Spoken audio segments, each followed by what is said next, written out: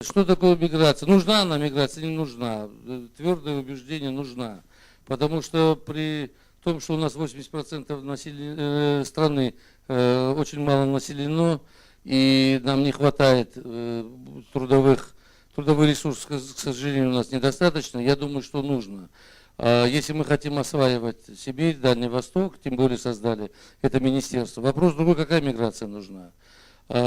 Нужна, конечно, миграция, которая и подготовлена и по языку, и по, допустим, знает историю края, историю, там, менталитет народа для более легкой интеграции в это общество, с одной стороны. И здесь нужно работать и с теми странами, которые, значит, откуда идет миграция, и также здесь создавать центры адаптации, центры, где могут изучать русский язык.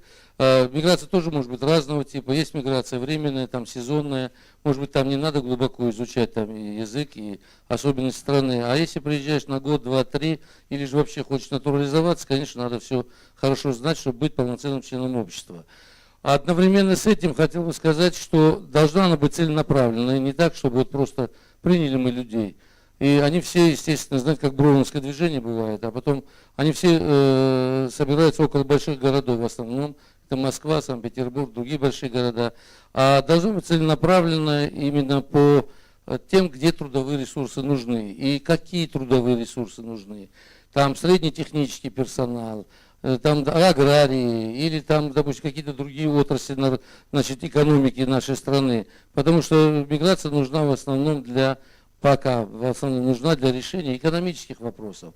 Ну, в дальнейшем время покажет, насколько будет меняться сообщество. Это не такой простой процесс, потому что миграция создает и изменение этнографического состава общества в разных регионах. Это может приводить тоже к определенным как положительным, так и отрицательным моментам.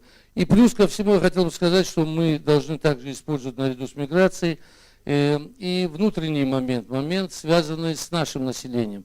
У нас, значит, в одних частях перенаселение, в других не хватает людей. Мобильность населения, к сожалению, невысокая.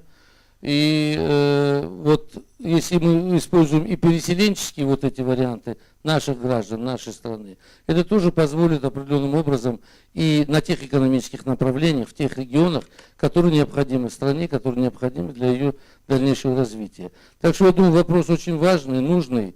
И несмотря на большие сложности и последствия, к которым может привести миграция, а там не один-два человека, там нужны миллионы людей для того, чтобы реально, значит, эта миграция сказалась и на развитии страны. Советский Союз, его территория, его население. Примерно вот это, сейчас вы возьмите это население, это такая математическая пропорция. Возьмите пропорцию, вы получите. Нам минимально где-то 50-70 миллионов не хватает для того, чтобы мы могли нормально функционировать. Потому что на самом деле, если вы на карту страны посмотрите, то Сибирь, Дальний Восток очень мало населены. Притом оттуда отток идет населения. Почему? Значит, мы не создаем каких-то условий для того, чтобы люди там закреплялись. И вот я знаю данные, данные по заданию, там грант был Международная организация труда, мотовские данные, по Южному федеральному округу.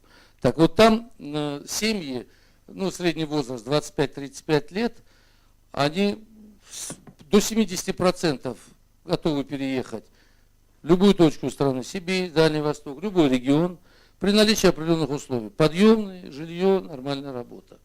То есть никаких проблем нету здесь с тем, что хочу, не хочу, там привязан, не привязан. И вопросы переселения тоже надо решать, не анклавами вот так вот их переносить, а распределять именно по требованию, именно экономическим требованиям этого региона.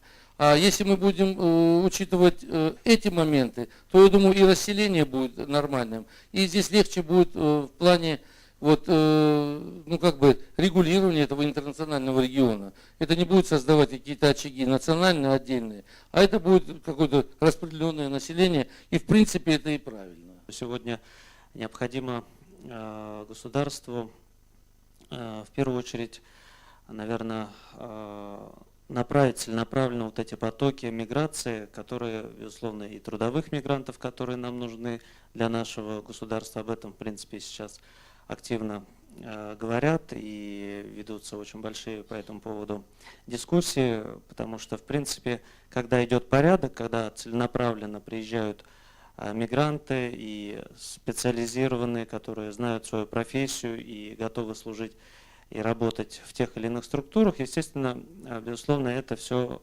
будет некая такая упорядоченность, она, безусловно, должна быть.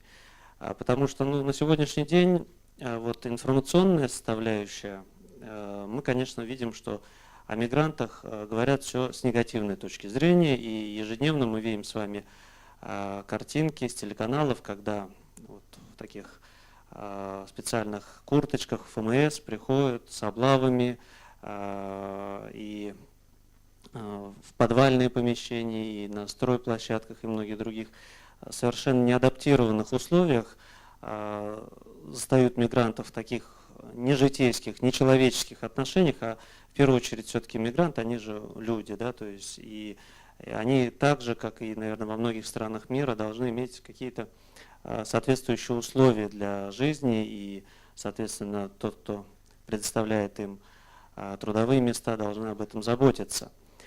И в свою очередь, естественно, возникла вот такая негативная картинка, которая, наверное, сегодня пугает коренное население, особенно в больших городах, когда видят вот эти толпы, когда мы с этим столкнулись как религиозные организации во время празднования наших двух великих праздников ислама, когда вы сами видите на картинках большое количество верующих людей, конечно, там и немалое количество коренных жителей, которые также приходят для совершения праздничных богослужений, и также, конечно, большое количество верующих мигрантов.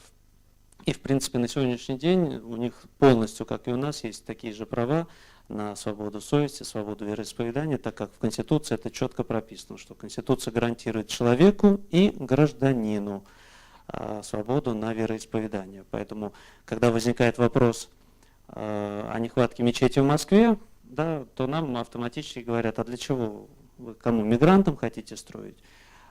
Мигранты тоже, в принципе, должны иметь место, где помолиться, да, то есть и это нормальное явление. Конечно, в первую очередь и для коренного населения, которое также сегодня нуждаются, как и в православных храмах, сегодня наши верующие нуждаются, так и мусульмане, соответственно, в мечетях. Сегодня мы уже при мечетях ведем большую работу просветительскую, например, те же проповеди мы читаем уже на русском языке, чтобы было понятно представителям всех народов, в том числе и коренных российских народов.